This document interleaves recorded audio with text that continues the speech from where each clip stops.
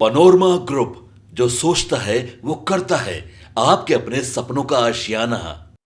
नेताओं का आभार जताएंगे आज जेपी नड्डा। नमस्कार, न्यूज फॉर नेशन देख रहे हैं आप और मैं हूं प्रार्थना आपके साथ। जैसा कि बिहार विधानसभा चुनाव में एनडीए ने कमाल का प्रदर्शन किया और देखिए इस चुनाव में सबसे बड़ी पार्टी बनकर उभरने वाली बीजेपी ने तो चार चांद ही लगा दिए।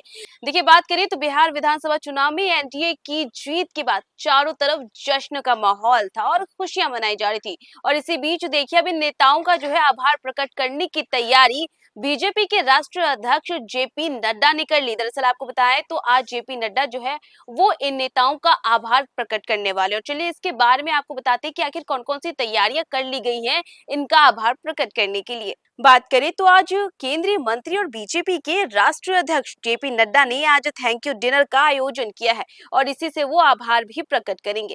दरअसल बात करें तो बिहार विधानसभा चुनाव के नतीजे आने के साथ ही नई एनडीए सरकार का गठन हो चुका है और इस चुनाव में बीजेपी ने शानदार प्रदर्शन करते हुए सबसे बड़ी पार्टी के रूप में उभरकर अपनी राजनीतिक ताकत साबित की। बिहार में मिली ऐतिहासिक सफलता के बाद पार्टी ने उन नेताओं का आभार जताने की तैयारी की है जिन्होंने चुनाव प्रचार और संगठन में मजबूती दी और काफी अहम योगदान भी दिया।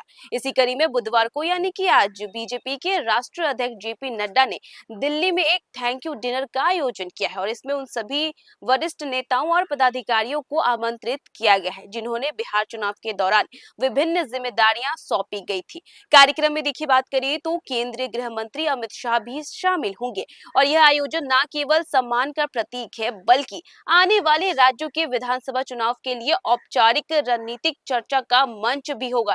यानी कि देखिए आने वाले चुनावों की रणनीतियों पर भी चर्चा की जाएगी। इसी के साथ बीजेपी ने इस बार बिहार चुनाव के लिए देश के कई राज्यों से नेताओं की तैनाती की थी और इन्हें स्पेशल 45 का नाम दिया गया था।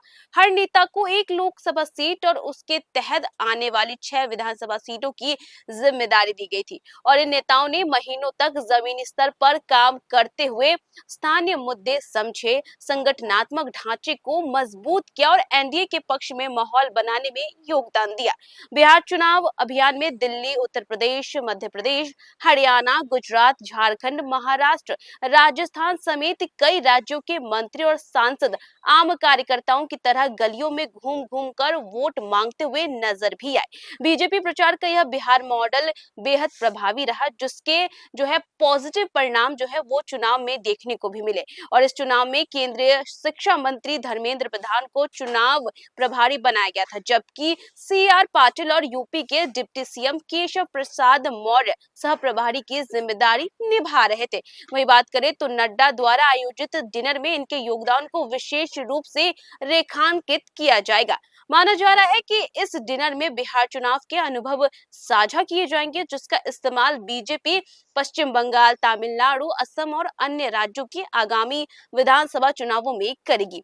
पार्टी की तैयारियां हैं कि बिहार मॉडल की तर्ज पर अन्य राज्यों में भी जमीनी संगठन को मजबूत करते हुए व्यापक प्रचार अभियान चलाया जाए। डिनर में शामिल होने वाले प्रमुख नेताओं में BD शर्मा, प्रहलाद पटेल, स्वतंत्र देव सिंह, राजेंद्र राठौर, संतोष पांडे, रमेश बिधूड़ी, हर्ष मल्होत्रा, देबू सिंह चौहान, जुगल किशोर शर्मा, मनीष जायसवाल, अनंत नायक समेत कई राज्यों के प्रभावशाली सांसद और मंत्री शामिल रहेंगे। और देखिए इस थैंक यू डिनर के जरिए जो है इन नेताओं का आभार प्रकट किया जाएगा।